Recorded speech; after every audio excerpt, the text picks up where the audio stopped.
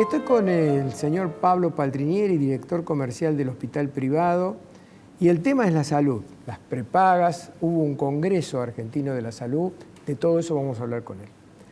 Pablo, gracias por venir al programa, un gusto tenerte acá. Un gusto. Bueno, si querés arrancar por el congreso, contanos de qué trató, qué hicieron. Bueno, fue el Congreso Argentino de Salud que hace la Asociación de Clínicas y Sanatorios Privados de Argentina anualmente. Y obviamente frente al escenario actual se daban muchas expectativas, ¿no? No solamente para repasar como decimos, el estado del arte, cómo estamos en un montón de aspectos, sino tratar de tener, como les decía yo, una especie de GPS y tener bien clarito el usted está aquí, como nos dice el GPS, ¿no? O sea, haber visto el recorrido, cómo se llegó, a dónde se llegó y sobre todo cómo mirar hacia adelante. Y la verdad que es un escenario preocupante, un escenario muy desafiante, pero creo que sirvió de mucho para poder poner arriba de la mesa algunas miradas que no fueran solamente las sectoriales, sino algunas miradas también de la vida política de la Argentina, para saber si hay cabal conciencia, si uno ha podido impregnar de alguna manera la conciencia no solo social, sino dirigencial, de la problemática y la importancia que tiene la salud como industria, ¿no?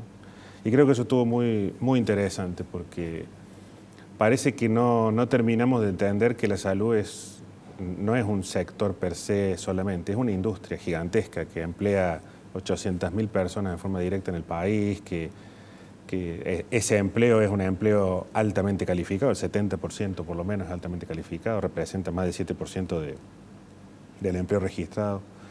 Y tiene un impacto en todos los aspectos de la vida de la gente. Entonces, tomar conciencia cabal de eso y al mismo tiempo ver esa foto de cómo estamos, tiene que generar algunos movimientos. Eso es lo que uno pretende, ¿no? Movimientos del lado de la política para decir, bueno, hay que prestarle atención a algunas señales de alarma muy fuertes y actuar en consecuencia. ¿Cuáles son las principales conclusiones a las que arribó el Congreso este? Mira, fue muy variado. Yo te cuento la experiencia.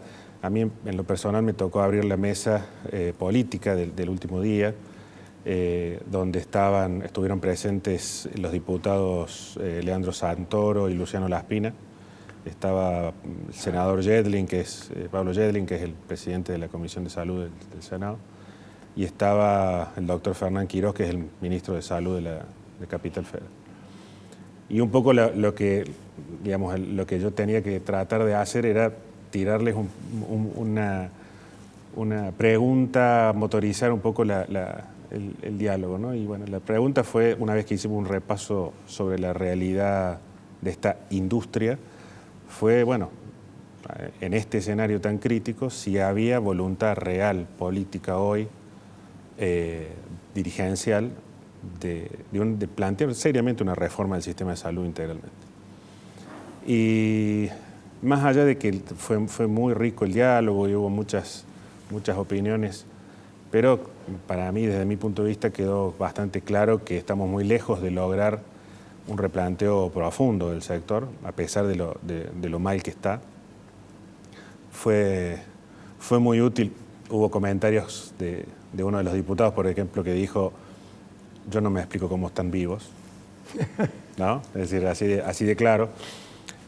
O bueno, también la actitud del ministro Quirós cuando planteaba que esto no podía ser que era como medio sesgada la pregunta, porque decía: el día que todos podamos poner desde los distintos ámbitos algo, vamos a poder empezar a generar algunos consensos. Hoy hay un desequilibrio importante en ese sentido, donde la fragmentación esta de los distintos niveles por los cuales los ciudadanos pagamos la salud municipal, también pagamos la salud pública provincial y nacional, y también pagamos la seguridad social con nuestros trabajos, y también pagamos la medicina privada, la medicina prepaga. En algún momento se tiene que acabar, se tiene que generar algún trabajo de articulación. ¿Se tiene que? Se tiene que generar algún trabajo de articulación real, concreto, en una mesa donde haya algunas posturas bastante más claras que las que hay hoy. Hoy la salud en la Argentina, antes de la pandemia, estaba recién en el 10º lugar en las preocupaciones de la gente. la pandemia la trajo al segundo lugar de las principales preocupaciones de la gente y ahora hemos vuelto a la décima. Entonces, al no haber logrado, y esto es problema de los privados, problema de los públicos, del Estado, de las empresas, al no haber logrado transmitir la importancia que esto tiene como industria, como lo que te decía al principio, a la gente, tampoco va a estar en la agenda política. Si no está en la agenda política, las reformas son muy difíciles de lograr, ¿no? Ahora, recién hablaste de voluntad, es decir, que la gente dice, bueno, vamos a poner voluntad.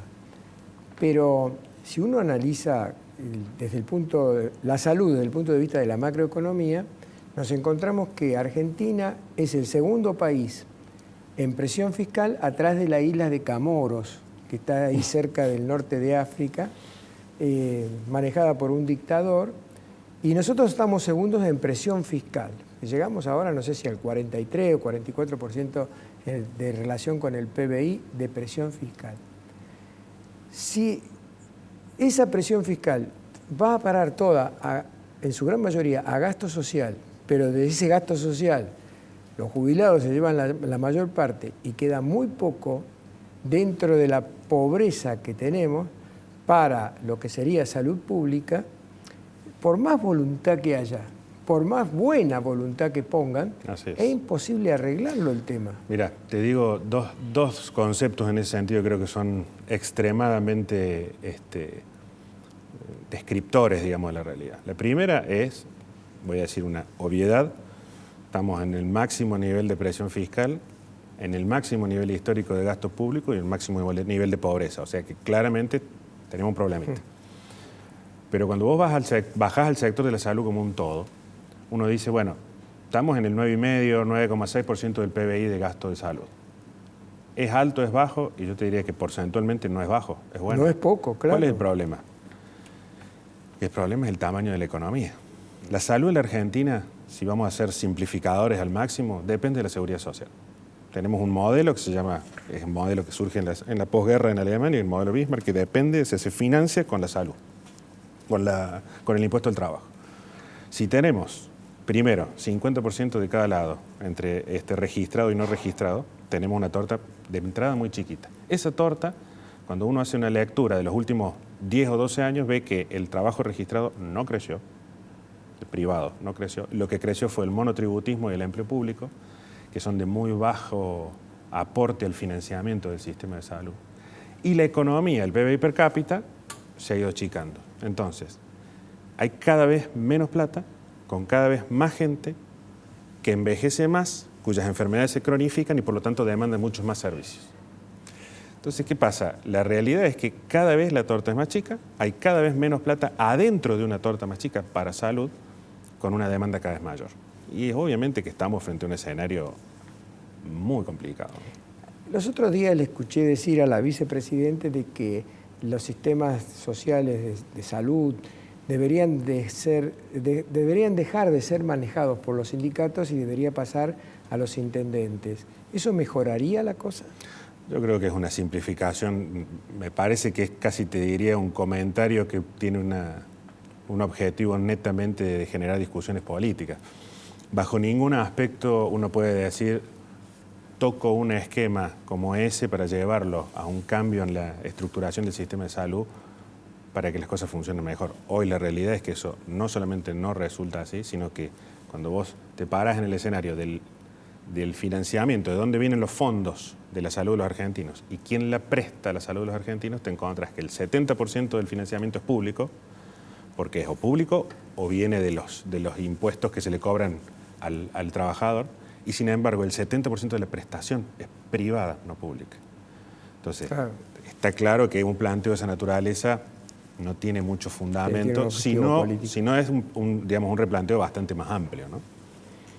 Y dentro de la prestación privada, que vos decís que es el 70%, las prepagas, porque las prepagas de alguna manera están brindando el servicio y luego les pagan, creo que son los sindicatos, las obras sociales, que les pagan parte y parte, monedas. Sí. Ahí me dicen que nos queda 1 minuto y medio. Bueno. ¿Cómo se está dando esta situación con las prepagas? ¿En qué grado de situación o de gravedad se encuentran las prepagas? La medicina prepaga en la Argentina tiene 6 millones aproximadamente de afiliados, de los cuales 2 millones de ellos son los que aportan directamente de bolsillo y hay otros 4 millones que en gran medida los precios, los costos de los planes con los que se atienden vienen de las obras sociales y del aporte que realizan. La realidad es que las prepagas, cuando fue la época de la pandemia, al tener muy poco gasto originariamente, hicieron una reserva y un colchón importante. Pero como era de esperarse, el post-pandemia vino un rebote, hoy hay un rebote en la demanda y hay un altísimo consumo de la gente, con lo cual las arcas de las prepagas que en algún momento, y esto es válido también parcialmente para las obras sociales, en algún momento estaban como gordas, hoy están también en problemas. Es decir, hubo una época, te diría que en reiteradas oportunidades en el pasado, tanto el que pagaba como el que prestaba, en algún momento alguien acompañaba con un poco más de fuerza. ¿Tá? Yo le doy una mano a este y este me da una mano a mí en este momento. Hoy la sábana es corta para todos lados, hoy los recursos no alcanzan para ninguno de los dos lados y por eso creo y uno promueve esto de sentarse a ver cómo manejamos estos recursos, porque la realidad es que ya la sábana es muy corta.